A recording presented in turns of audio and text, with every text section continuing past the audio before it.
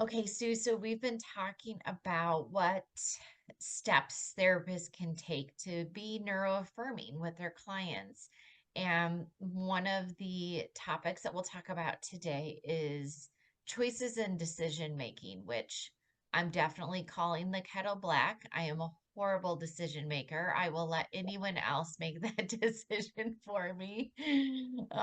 But maybe even the advice you give today will be helpful for me as well. But when thinking about how, as therapists, we can be more supportive, some of the questions I know you proposed are the choices that you give autistic individuals ones that they want? I know we are so guilty of thinking for our clients and assuming we know what they want.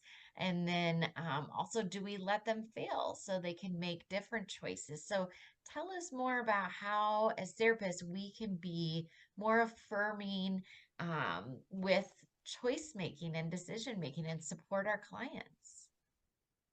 Well, Staci, you pointed out very clearly how making decisions can be very hard. Number one, we're afraid of making the wrong choice, um, um, or we don't even know our options. But and we know we're going to be held responsible. So yeah, that makes it all of those factors makes it difficult, and therefore we don't want to ask them to make a choice unless we've given them options that are doable for them. And that's where we really need to understand as neuroaffirming what we understand is doable for an autistic individual.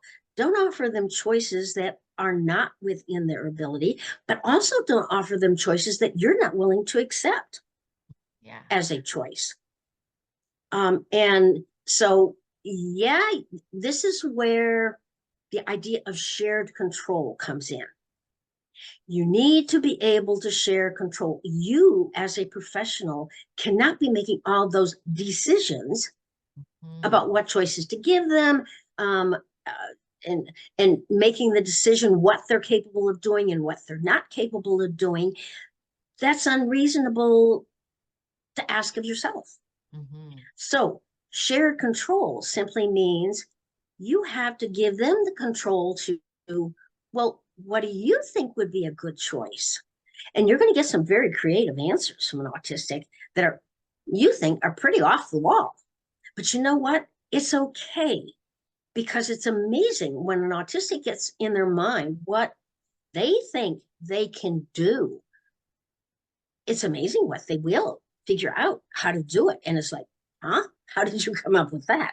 Yeah. So you want to always share control. Okay, that's why we always start with our problem solving. Okay, here's the problem. Now we have to make a decision how to deal with it, or it's not going to go away, or we're not going to get over the obstacle, the problem that's in our way. So we have to know the choices. Now, here's some choices I think of that might fix the problem. What choices can you think of that might fix the problem? Now they've got, and again, this is where with your higher, your level one autistics, you can go into the possible consequences of making those choices. Mm-hmm. But for most of them, it's going to be trial and error. Well, which one do you want to try first? What makes the most sense to you? And again, don't offer choices that are not acceptable to you. And if they offer a choice that is not acceptable, again, you're going to have to say, wait a minute, okay, the shift of control is to me as someone who's experienced in this area as a professional. And I kind of know the consequences of if you make that choice, here's what's going to happen. I'm not telling you you can't make that choice, but I want you to be aware. This may be how other people will react to it, or what's going to happen if you choose that. And do you still want to choose it? Do you want it to be one of your choices? Mm-hmm. And if they say yes, then you say, okay, if that's what you want to, let's try it under our joint control, or let's go to your mom who's out in the waiting room or so and so else and try it in front of them and see what their reaction is. Um, you have to let them try it so that they can know it was a bad choice. And yes, what you predicted, oh, okay, maybe I should listen to you about, you do have some experience, you do know what's going on. But it all comes down to shared control as far as coming up with and guiding them in making a decision by, first of all, what are my choices? Mhm. And that's the first thing when they come up with a problem, they should ask, what are my choices? They ask themselves that, and they can ask other people, what are my choices? This is what everyone else does when there's problems. Yeah. That's why we have friends. We go to them with our problems and want to know, what would you do? So that I know what choice I want to make. And I'm glad you kind of intertwine that problem solving because again, I don't think we think about it. So say it's, a level one autistic trying to decide where do I go to school or where do I go to college? And really it is a problem. And it's looking at, well, if I go Mm-hmm, here, here's the consequence. If I go here, here's the consequence. Almost even like thinking about it like pros and cons. Like, mm-hmm, back in the old days, they would say make a list of pros and cons, or even, things like what should we have for dinner? That's a mm-hmm. problem. Okay, let's think about it. Does this sound good? Does it not sound good? Pros and cons. And it really kind of does fall into that problem solving bucket of we have this problem of we have to make a decision.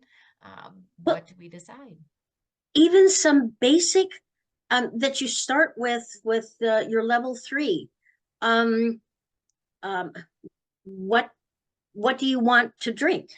Mm, Um, well, and then you give them apple juice or milk. Well, now and maybe they're not even thirsty.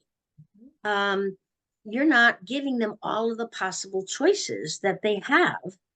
Maybe they don't want either of those two, and you've left out water, and because you don't think water is, so you don't even think of it as an option. But maybe that's really what they would prefer, ice water, or maybe just an ice cube. They don't want to drink; they just want something liquid and cold in their mouth. That simple decision where you're limiting their options to what, even on an AAC device, they're Yes. limited because what input you put into it. They need to have none of the above Yes, as a or response. different. I A way of, always, yes, of yes. saying none of those options. Yes, Give me other absolutely. options. Yeah. Something different. Absolutely. And I teach that to all my families and my clients that if, never just give a couple of choices, always have that option of something different. So it's not either Mhm, of these. I want something different. And that goes back to that advocacy.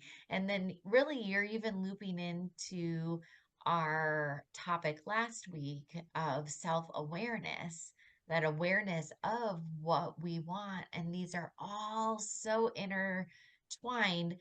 And mhm, again, like all these topics we're talking about is making sure we're an affirming therapist, but really what we're teaching is self determination.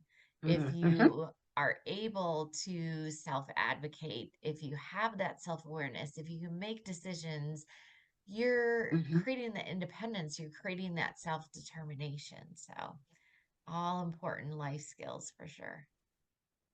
Yeah. Awesome. Thanks, Sue. Thanks, Staci.